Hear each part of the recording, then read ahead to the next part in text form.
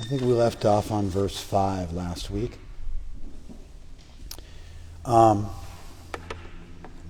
Just by way of recapping.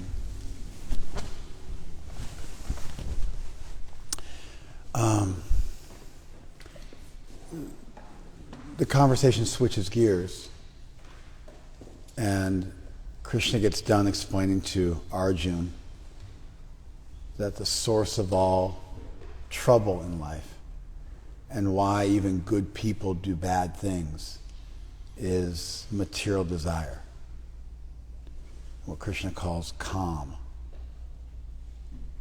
what Buddha calls tanha or trishna, thirst, what Krishna calls desire. These are what get people into trouble.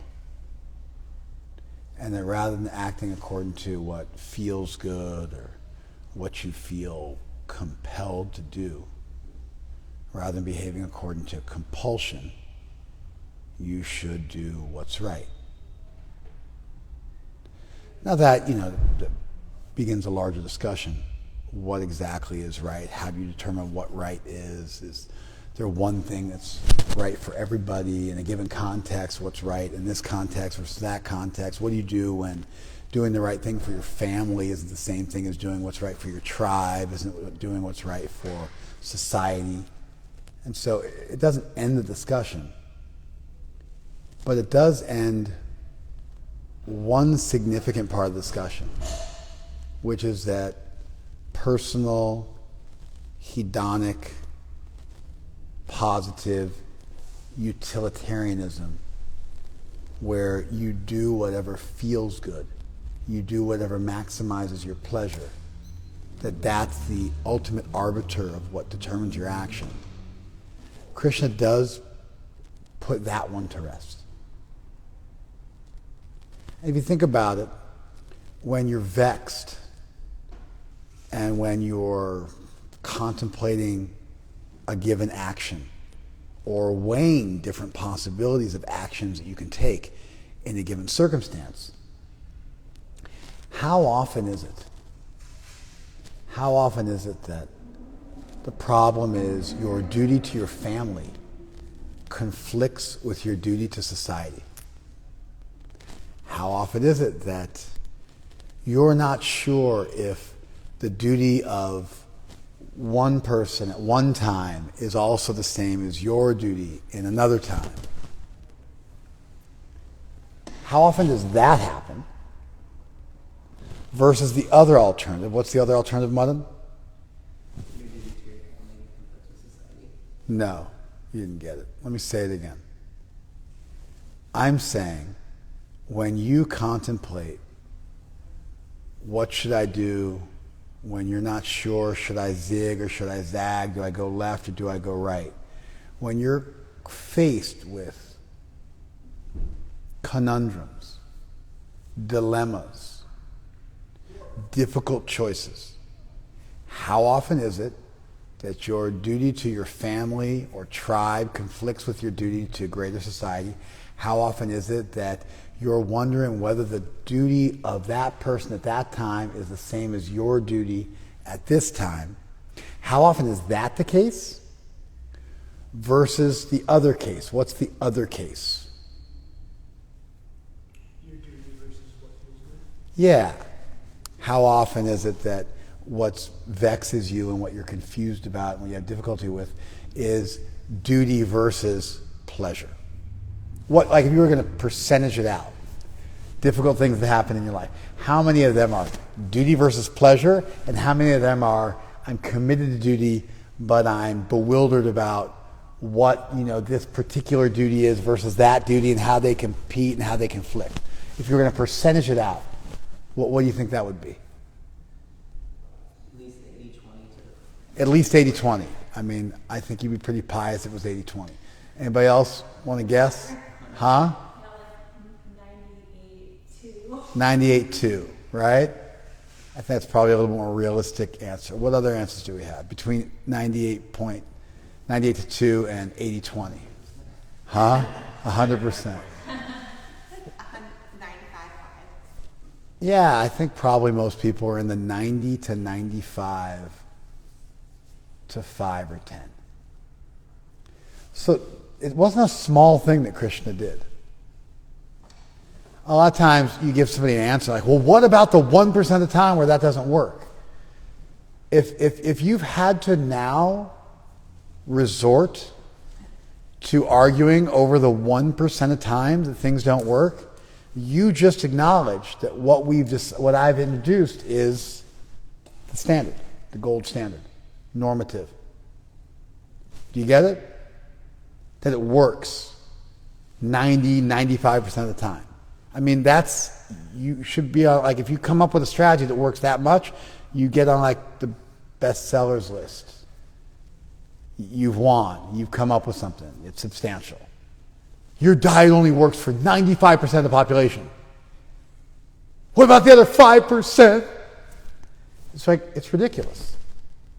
If you come up with a workout program or a program of education or, you get it? That works, 19 times out of 20, 9 times out of 10.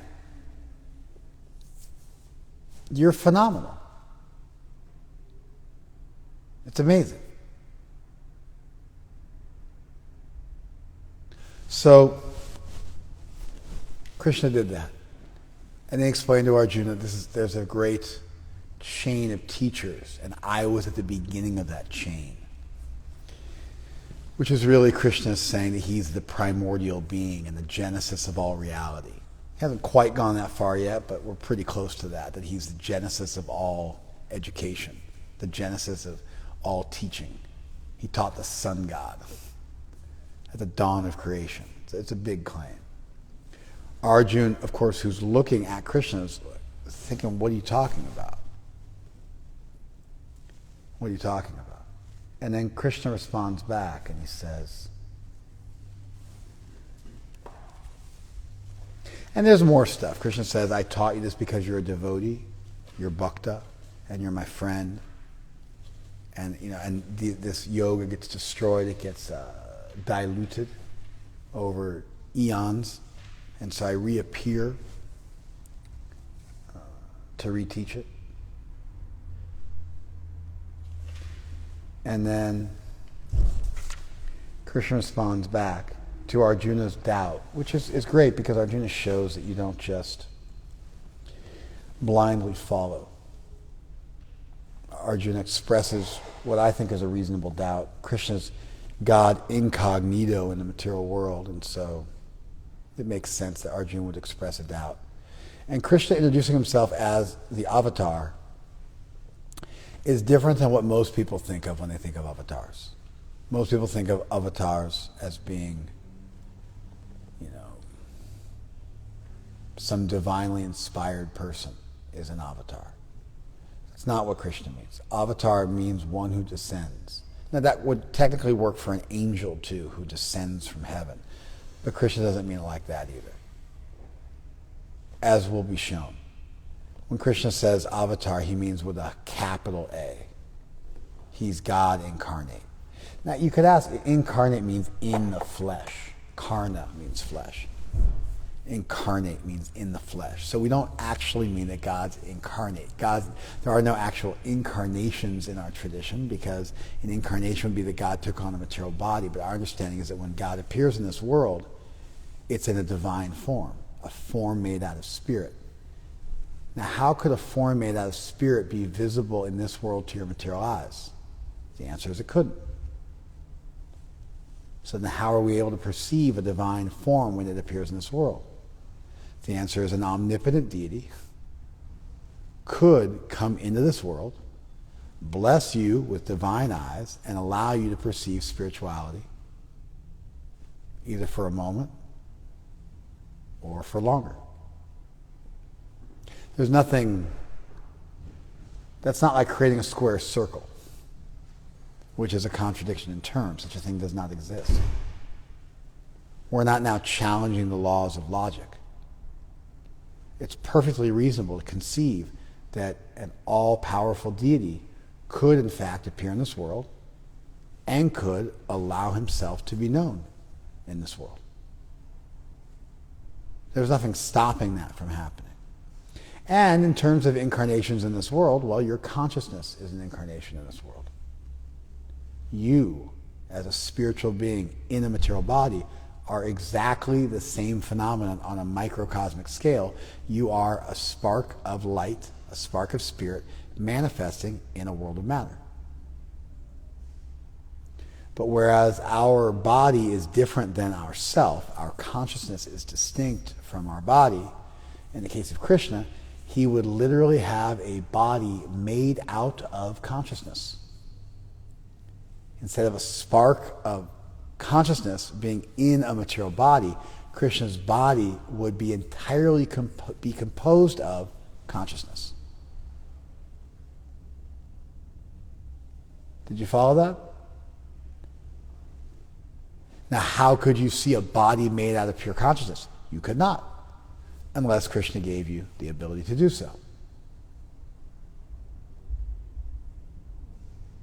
So Krishna's making a big claim here. It's not like a small avatar claim that, I'm divinely inspired, or I had a vision, or I hear voices, or I communicate with the other world, or I'm a shaman. It's not like that.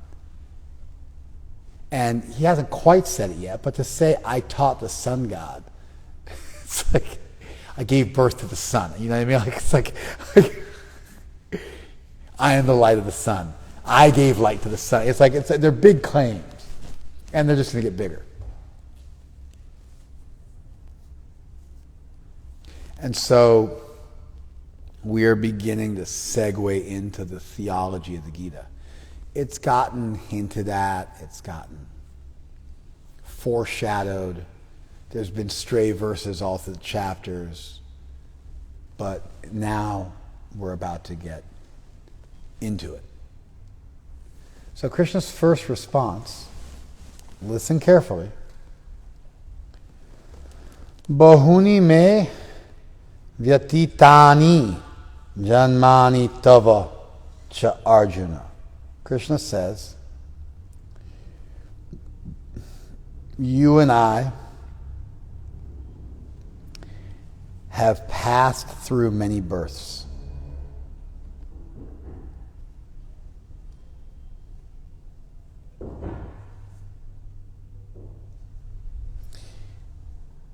Many births both you and I have passed. Tani aham veda savani. I remember all of them. Natvam veti parantapa. But you do not know them. Many births both you and I have passed. I can remember all of them, but you cannot.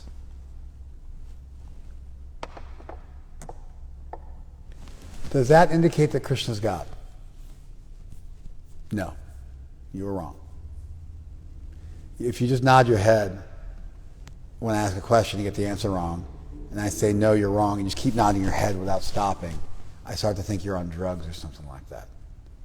Because you're just nodding your head like one of those things in the car that just goes up and down like that. I'm like, is the answer yes or no? And you're like, yes. And I'm like, actually the answer is no. And you're like, yes. Like without stopping. It's disturbing to me. It makes me think I got a fool for a student. Because I'm definitely not a fool for a teacher. Does Krishna indicate his divinity in this verse? Why not, Dhruv? Simply the claim of remembering your past lives doesn't imply omnipotence. The claim of remembering your past lives does not imply omnipotence. Or omniscience even. Many people claim to remember many lifetimes.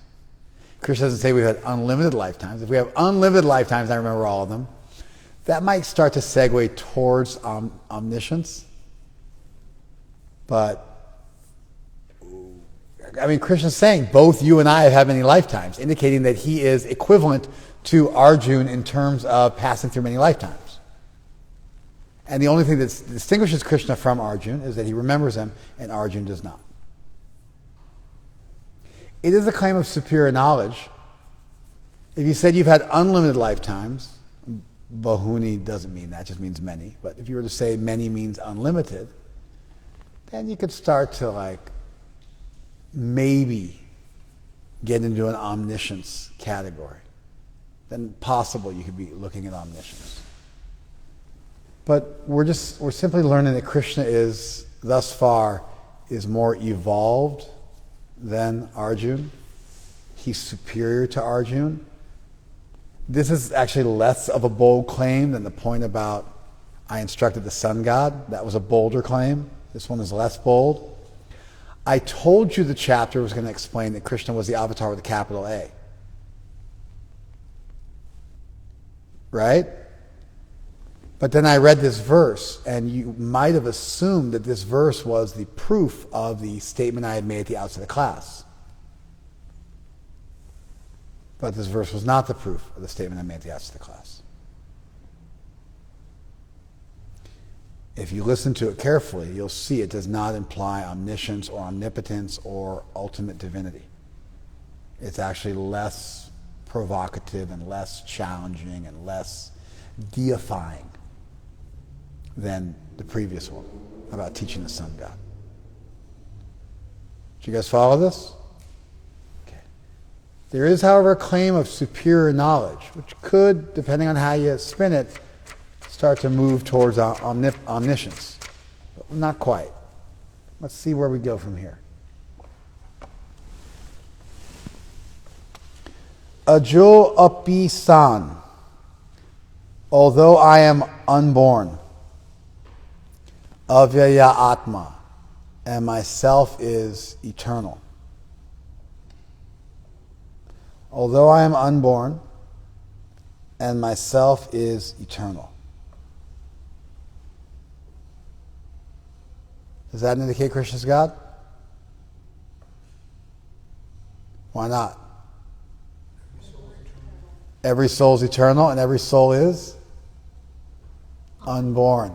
That's right. In fact, the word aja is used to describe the soul in the second chapter. So Krishna still has not introduced divinity yet. Bhutanam Ishwaro Pisan. And although I am the Lord of beings, I'm the Lord of Bhuta means beings. Bhutanam means beings, of beings. I'm the Lord of beings. Creatures. Does that indicate Krishna's God? Huh? Why not? You could still be like a king of everybody and have to take over life. Doesn't mean God. Yeah. Depends on how boldly you interpret Lord of creatures and Lord of beings, right? If you're the Lord of all beings, you're God. If you're the Lord of some beings, then you're not God. There is no sarvabhutanam api ishwaroham. There's nothing like that. I am the Lord of all beings. That would be God. And of course, Krishna does say that. Ishwaram sarvabhutanam. He says literally that in the next chapter. I am the Lord of all beings. Here, this just I'm the Lord of beings. So depending on how aggressively you interpret Krishna's statement, he's God. Otherwise, he's a super powerful personality with some higher level intelligence and some higher level potency. So we got, normally a classical conception of God has three elements: omniscience, all-knowing; omnipotence, all-powerful; and the last one, classic conception of God, omnibenevolence, all good. All good, all-powerful, all-knowing. Those are traditional accolades that you find in world religions ascribed to a monotheistic singular deity that would distinguish that deity from polytheistic religions where power is shared and someone could get killed and they know a lot and they're powerful, like a superhero, but they're not the origin. When you get to there's an origin, you're into a henotheistic or a monolaitristic. You get into you're getting into these monotheistic situations, either where there's one Lord amongst all lords, there's one deity amongst all deities, or there's one with no second, but there's a singularity, a beginning of everything, a first point that everything else derives from. There may be a demiurge, there may be secondary gods, there may not be, that's irrelevant, but you get sort of one ultimate creator. And that's called monolatry. Sometimes it's called henotheism. Sometimes it's called monotheism. There's slight differentiations in these terms and how they're used. Usually henotheism and monolatry refer to when they're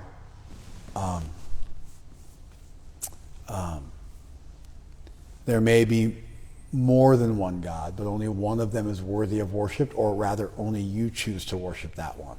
So you could have, like classic henotheism is there's different tribes, they each worship a god, so you worship your god. You follow, you've chosen one deity to worship. You're not really worried about like what they're worshiping, you have one deity you're worshiping. Then monolatry is there's only one God that's worthy of worship. Your God is categorically above all other deities. Even a statement in the Bible like, I am a jealous God and thou shalt have no other gods before me, indicates that there are actually other gods. So monolatry was used to explain Judaism, academically explain Judaism, because it does not appear that Judaism denies the existence of other gods. It just says that the Jewish God, Yahweh, is above all those gods and is the only God who's actually worthy of worship. So those other gods are relegated to a secondary position like a demiurge. You find this in ancient Greek culture also, kind of like more or less contemporaneous with the rise of Judaism, at least from an academic point of view, 7, 8 centuries before the Common Era. You also find within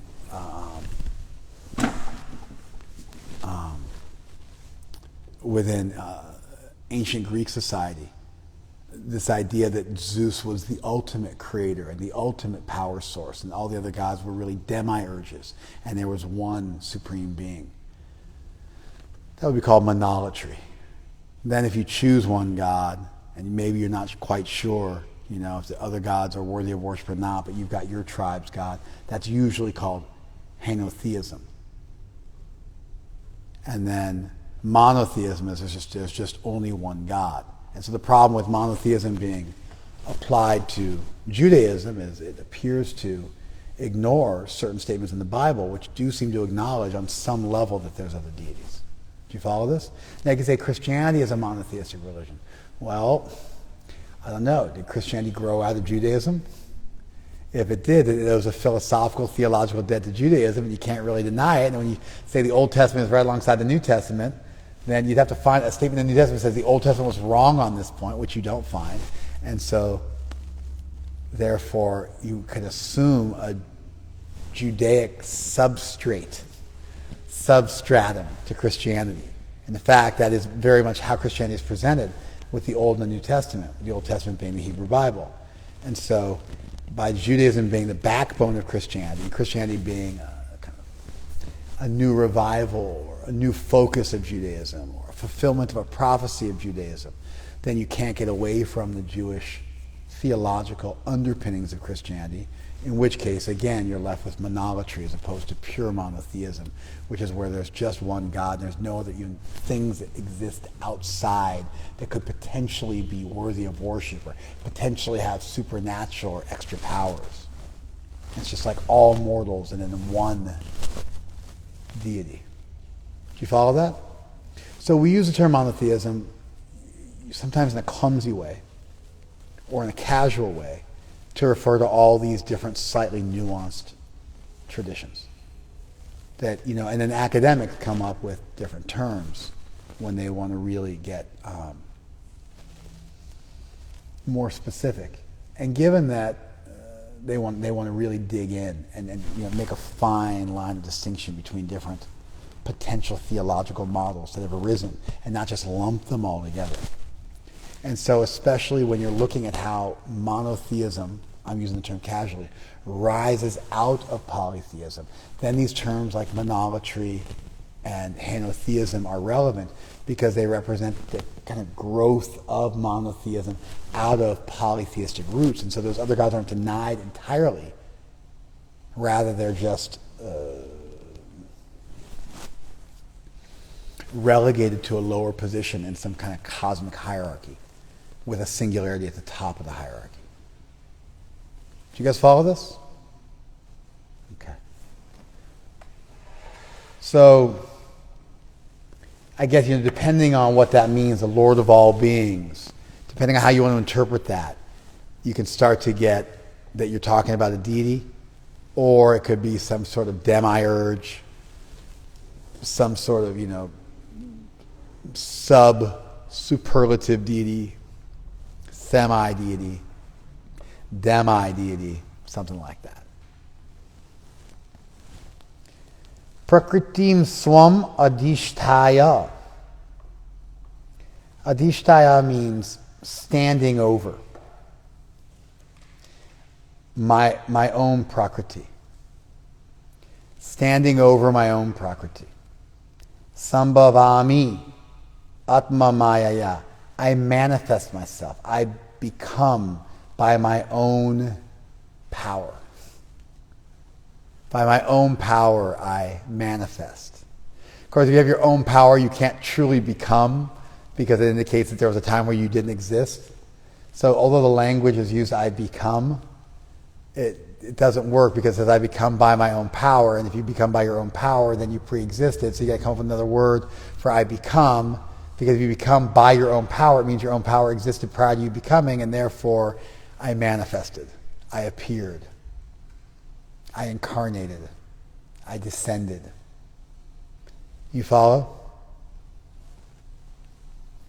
When we talk about becoming, it means that there was a state previously when you didn't exist. And so if you become, but you already existed previously, then you didn't really truly become into being, which is what to become means. You already existed and you manifested in this iteration, in this manifestation. Does this make sense? So you'll find that almost all translators will translate this, I become, as being, I manifest myself. I still appear. By my internal energy, I still appear. Prabhupada, in every millennium, in my original transcendental form. You see how he really wants to make it clear that Krishna has a non-material body. So he's really digging in. If you want to justify Prabhupada's translation, standing over my prakriti means I'm appearing in this world of matter, but I am above this world of matter. Therefore, I'm in my own transcendental form. It's not that Prabhupada's translation is just being pulled out of thin air. Standing over the material energy means I'm appearing in this material world, but I'm not of the world. I'm standing over this world. I appear in this world, although I'm not of it. I'm made out of spirit. You follow? Now, could you say that we stand above Prakriti? You could. You could say that we're in this world, but we're not of it. In fact, the teaching of the Gita is to be in this world, but not of it. Padmamiva, like a lotus flower, is in the water, but is not wet. So it's starting to get a little more difficult to see that Krishna is like us. These are starting to be more theologically weighty ideas. It's starting to be a lot less possible to view Krishna as a demiurge. It's just this language. I manifest, by my own energy, by my own free will, I'm standing above Prakriti. I mean, who can say we're standing above Prakriti? We're in a material body. In the sense we're subjected to old age, death, and disease. Now if you say the soul is eternal, it's never born, never dies, which we do say earlier in the chapter, there is some sense in which we exist beyond Prakriti. So it's not 1,000% sure, but we're starting to lean in the direction of that Krishna's identifying himself as God.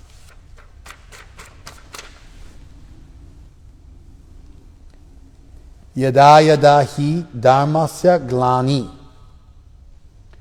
Whenever there is a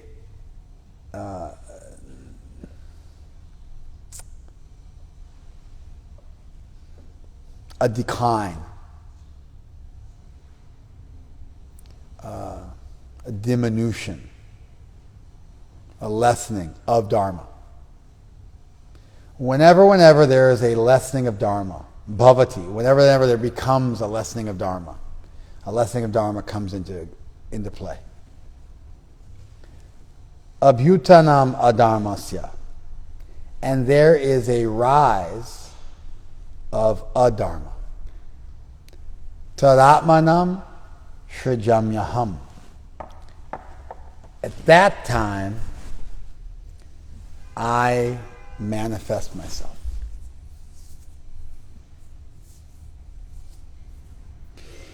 The first verse indicated that Krishna had really high knowledge, potentially even omniscience. The second verse indicated that Krishna had immense power,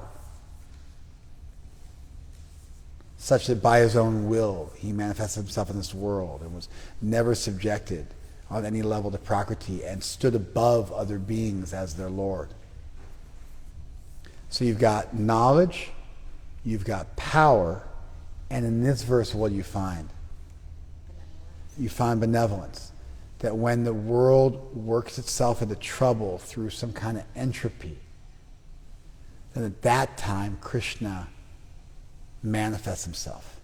Srijami. I create myself. But you can't create yourself because to create yourself you have to have already existed on some level. You follow? So I manifest myself. I release myself. I appear.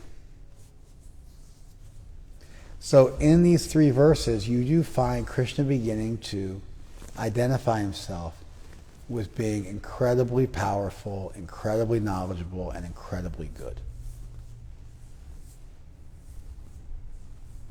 And you've got your what happens, he manifests. When there's a decline of religion. You follow? You're going to get your why in a second.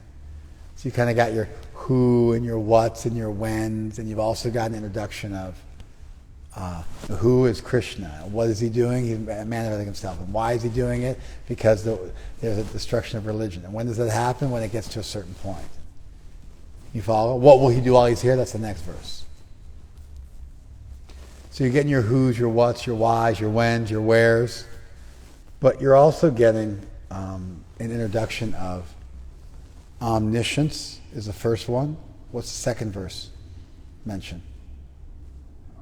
Omnipotence. At least we're getting kind of in that direction. And the third verse is at least some benevolence, some pretty substantial benevolence, looking out for the well-being of the world, the maintenance of Dharma. It's pretty big stuff. We may be stopping short of a full-fledged deity, but we're really strongly headed in that direction. Whenever and wherever there is a decline in religious practice and a predominant rise of irreligion, at that time I descend myself.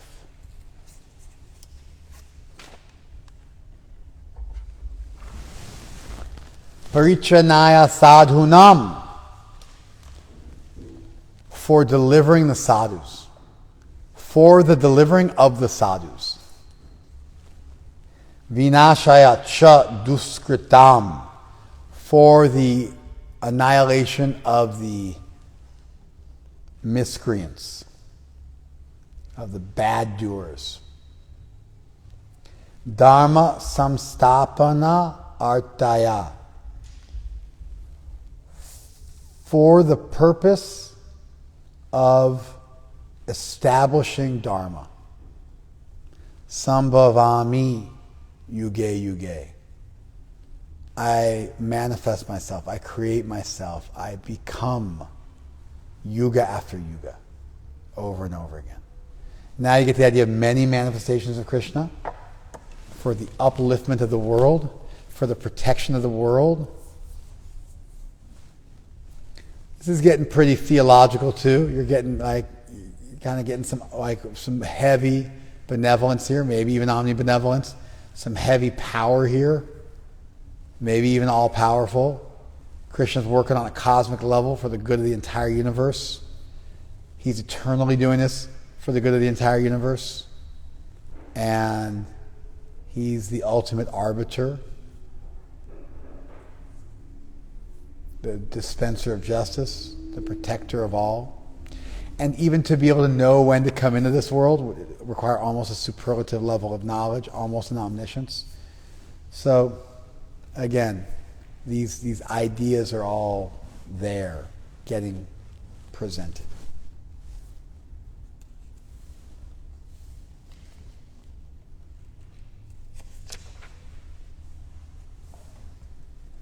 To deliver the pious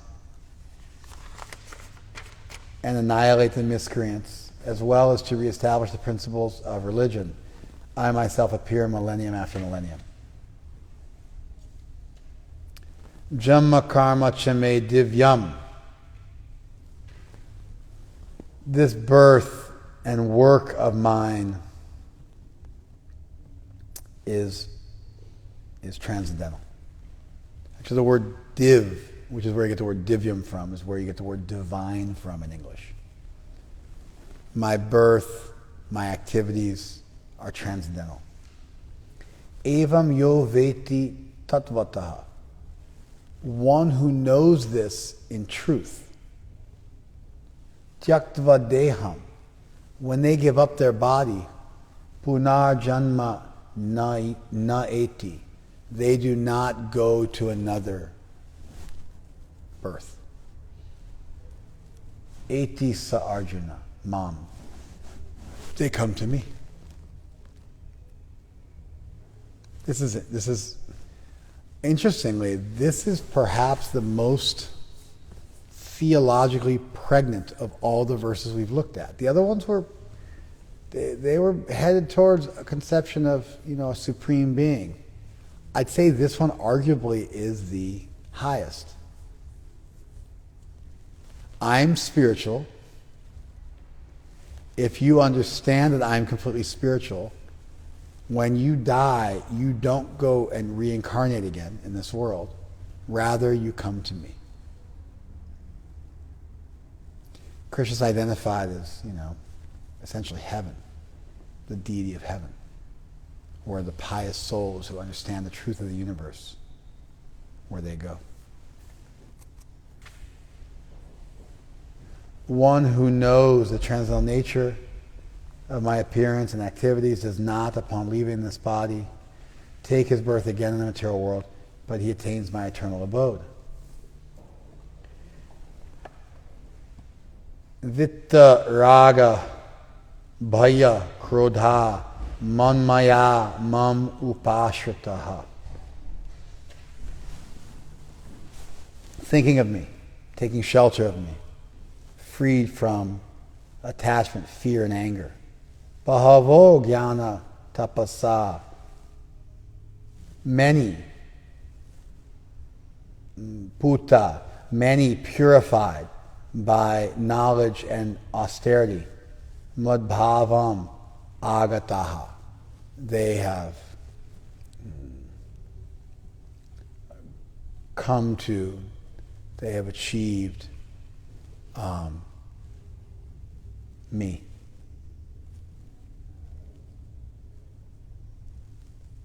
Madbhava means my state, my abode, my association, my spiritual situation. So this, we can stop there for a second. Being freed from attachment, fear, and anger, being fully absorbed in me and taking refuge in me, many, many persons in the past have become purified by knowledge of me, and thus they attain transcendental love for me. Madbhava can also mean my love, my feeling for me, love for me. Ye yata, let's do another one. Ye yata mam prapadyante. As much as they approach me. Tangs tata eva bhajamyaham. To that extent, I reciprocate with them. Mama manu vartante. Mama vartma, my path, anuvartante, they follow it. Manusya loka sarvasha. All the people of this world follow my path.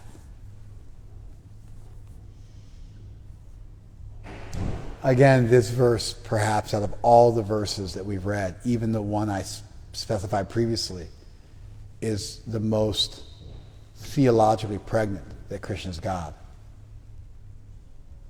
So what are we left with here? We're left with Krishna tells Arjuna that he was there at the dawn of creation instructing, the Lord of the world. Arjuna says, and he says, I do this whenever the science of yoga is lost. And that's been, I was there from the dawn. I was there at the beginning. And then Arjuna says, what do you mean?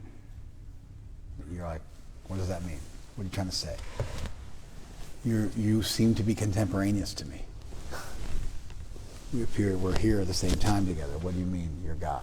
What do you mean you instructed the sun God? Doesn't make any sense. And then Krishna says, we've both been through many incarnations, but I remember all of them. You don't.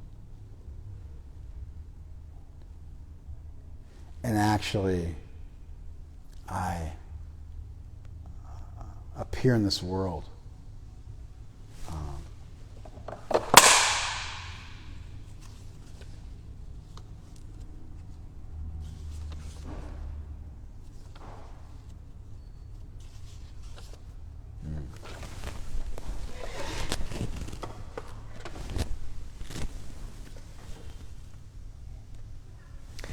and although I'm inexhaustible and I'm eternal and I'm unborn, and although I'm the Lord of beings, I still appear in this world from time to time while not becoming a part of this world.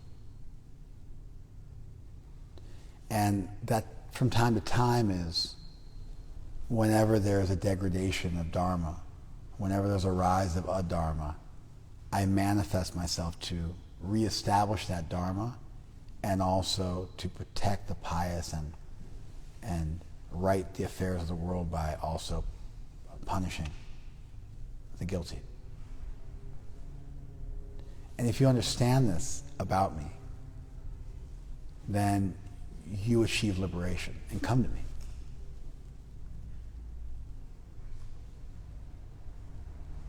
And many people in the past, purified by this knowledge, purified by their austerities and by this knowledge, they've been able to achieve me having given up fear and anger and attachment. And being thus purified, they're able to come to me. In fact, the whole world is connected to me. And as much as people move towards me, to that extent, I reciprocate with them. And ultimately, everybody is on the road to Krishna. Everybody is on the road to me. Everybody's looking for me.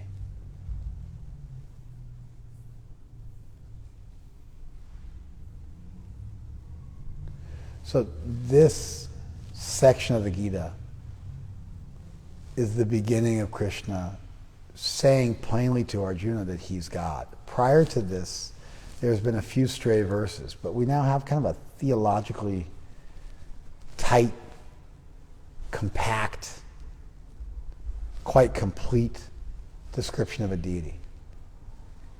You could argue, all right, being unborn, well, we're all unborn. Okay, fair enough.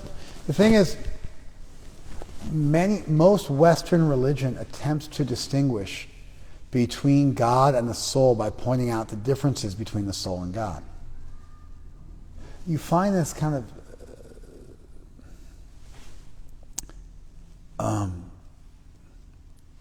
it becomes like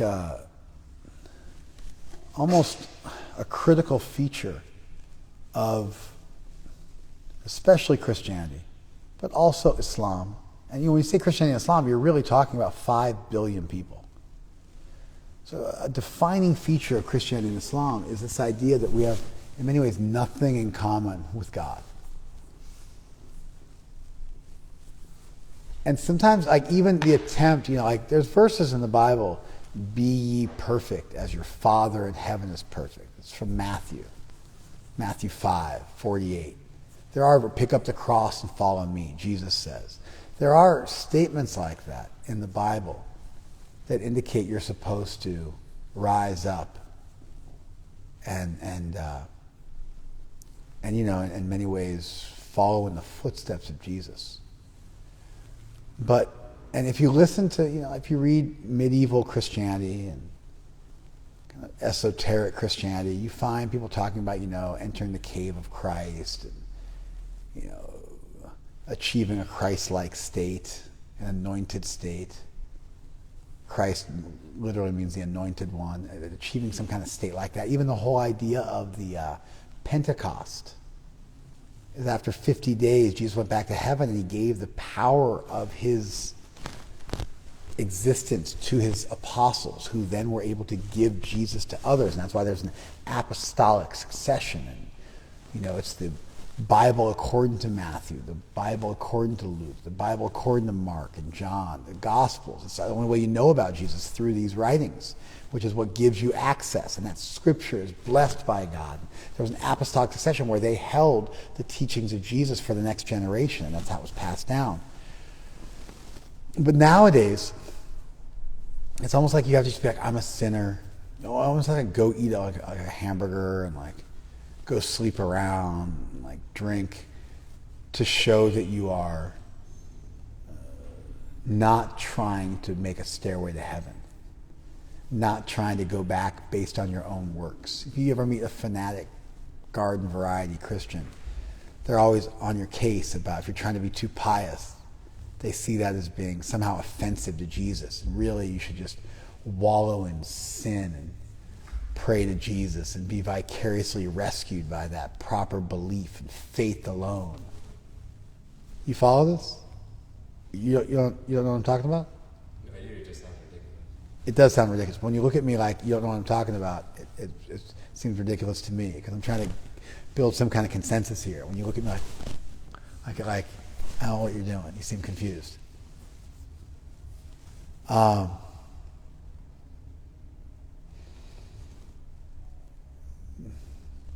And so when you start to talk about becoming like Krishna, that we have things in common with Krishna. We're both unborn. We're both not of this world. Those statements seem to indicate that you are one with the deity. But you would only be one with the deity if you had every single thing in common with the deity. For instance, if you instructed the sun god. For example. If you remembered every incarnation you had. If you arise to solely uplift the world and reestablish Dharma. That all the previous ancients learned from you. That you are never under the control of illusion. That you manifest yourself by your own sweet will. That simply by thinking of you, other people become freed from lust, anger, and greed and go back to heaven. That everyone in the universe is following you. You understand? And that you're able to reciprocate with each of them individually to the extent that they move towards you. That statement alone is 100% indicative of omnipotence. That statement alone, that I reciprocate with you, is 100% indicative of omnipotence and actually omnibenevolence, because it shows like the door's open and you're willing to share. Actually, the word bhajami means I share with them. I exchange with them. It's the root of the word bhakti. It could easily be said I love them to the extent that they let me. And so we would only be presenting that everyone was Krishna if every soul had all of these points in common with Krishna. And with Christians, whenever you get too close to saying someone's like Jesus, they freak out and want to brand you with a 666. Confirmed. And send you down, And I think a lot of times devotees inherit that anathema towards seeing ourselves as being too Krishna-like. But there's nothing theologically problematic with being monotheistic and also in seeing that we have 8 out of 10 things in common with Krishna, or 14 out of 25 things in common with Krishna. If we don't have them in common with Krishna to the exact same extent quantitatively, like you're a teacher, but did you teach every single person in existence for all time? You get it? So there's a quantitative difference, and then there's also certain qualities that Krishna may have that we don't have at all, such as being the source of the universe. And so what's important to do when you're looking at verses like this, that are beginning to distinguish Krishna from the individual soul, is you should actually have some stuff in common with Krishna. You're his child. A child should look to some extent like their parent. As souls in this world, we should have divine qualities. And sometimes we feel like if we explore or think about or meditate on our divine qualities too much, we're going to become megalomaniacal. We're going to become delusional. We're going to start to think of ourselves as being God. But there's just no reason for that. You could have many things in common with your parents. It doesn't mean that you're... The critical difference between you and your parents is what? Yeah, you could say that, but I think there's even something which is like super related to age, but is more important to state directly. Yes? They remember your entire life when you don't. I mean, what if your parents have amnesia? And there's many people who are older than you and they're not your parents. So it doesn't answer the question. But I didn't want to discourage you completely because you're on the right thing. What is the critical difference between you and your parents? You came from them. Did they come from you? No. Did you come from them? Yes. You get it? That's big. It's a small difference. You could look exactly like your mom did. She could have you when she was really young. You get it? You could have taken a bunch of drugs and aged rapidly and looked older than your mom does because she took good care of herself. There could be lots of people that are older than you that aren't your parents. But the one, and if I said I didn't want to critique you on the age too hard because I was hoping you might get there. The critical distinction between your parents is that you came from them. Necessarily. That's literally exactly what it means that they are your parents. Don't hit me with an adoption thing. It'll just be annoying. You get my point.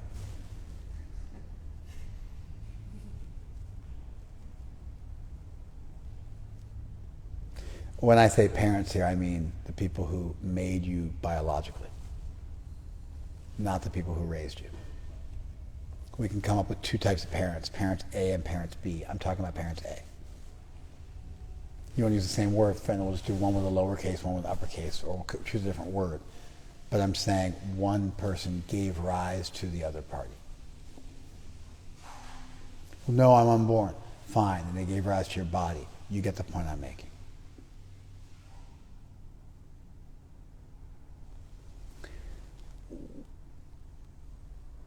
Therefore, you can have lots of in common with somebody. We can be spiritual beings. We can be unborn. We can have nothing to do with this material world. We can exist beyond this world. You follow? But the mere fact that Krishna is the origin of the universe clearly distinguishes him from us. And in fact, even in these verses, if you look at them carefully, it's like, by knowing Krishna, you become free from lust, anger, and greed. Krishna was never affected by lust, anger, and greed. Therefore, you are different from Krishna because although he stands completely above material nature, we only in some way stand above material nature, but we're also infatuated with material nature. And so on some level, we are affected by it. And therefore, that's another way in which we're different from Krishna. When you look at the structure of the verses, and you don't try to sever them from their structure, and you look at what they're trying to communicate, they're very much communicating the idea of a deity. That's the source of all reality. And that by knowing that deity, you fulfill your purpose and you become transcendental yourself and you go back to that deity and become divine. And when you try to distinguish between the soul and God too much, it becomes really thorny philosophically. Because why would a God create us in the sense that was totally distinct from him? And how would we ever be able to go back to heaven and be with him? And how could there ever be, how does it not imply some fault on the part of God that he created us to be completely, entrenched in materialism? Unavoidably so, fundamentally so. And so even our theology that we're a pure soul who's misidentified with matter due to our minute independence, which was given to us so that we might know love, and that's gotten us into a dream-like situation, or a nightmare-like situation that doesn't affect our fundamental existence. And even now we're with Krishna, if we just wake up. That worldview is, as far as I can see, the only worldview that's consistent with an all-good deity, because an all-good deity would create the world in the best of all possible ways, and that's the best of all possible worlds, where we don't actually suffer, we just suffer in thought, we just suffer in a dream. And that way we can express our free will, but we're not truly burning in hell. We're not truly suffering birth, death, old age, and disease. That we can always wake up from that. An all-good deity would allow you to explore your free will and make mistakes without having it fundamentally taint you and fundamentally corrupt you. When you start to get into this fundamental corruption, it starts to my mind, and this point could be argued. You could argue that, no, you do fundamentally corrupt yourself, and then God fundamentally rescues you by his omnipotence. It's not that it's the only possible way of viewing the world. But I think this is the most beautiful worldview you can come up with, and it's the most consistent with an all-good, all-powerful deity, where we have free will, but not free will where he's not actually letting us go completely. He's always staying there with us and holding us up. And one of the ways he does that is by not letting us fall down any more than in a dream that we could wake up from. And so these things we have in common with Krishna are beautiful. And they're significant. And we don't need to run away every time we see something the soul has in common with God. We just need to remember that we don't have everything in common with God. And the things we do have in common, we don't necessarily have them in common with God to the exact same extent. We know something, God knows everything. We can help some people, God can help everyone. We can teach somebody, God has taught everybody. We've passed through many, many lifetimes. Krishna remembers all of them. Krishna appears in this world solely to purify. To purify others. We appear in this world to be purified. And this way you can start to make some, what might seem to be subtle distinctions, but they're incredibly important, as much as the distinction that you came from your parents, and that fundamentally is what the difference is between you and them. Irrespective of how you look, how much money you have, where you live, what you do, what your likes are, how equivalent your IQs are. Those things are all so much less relevant than this fundamental distinction, which is the essence of parenthood, the essence of divinity. Krishna is the source of all creation. He's capable of reciprocating with every single living entity. Is always completely aloof from the material energy. Appears in this world solely for the benefit of other people. Those other people appear in this world to be benefited, to learn lessons. Krishna appears in this world solely to teach. And you start to get a sophisticated idea of God. And in the same way that you have to make these fundamental distinctions between monolatry and henotheism, which might seem to an outsider to be very, very minor points, they're actually significant because they represent the attempt to deeply understand a given tradition and how that tradition views itself. And if there are points of this difference, there should be a language which allows you to explore those points of difference. Similarly, we're getting a language here. We're getting theologically weighty statements that form a theology, that form a worldview, a philosophy that involves the soul and God.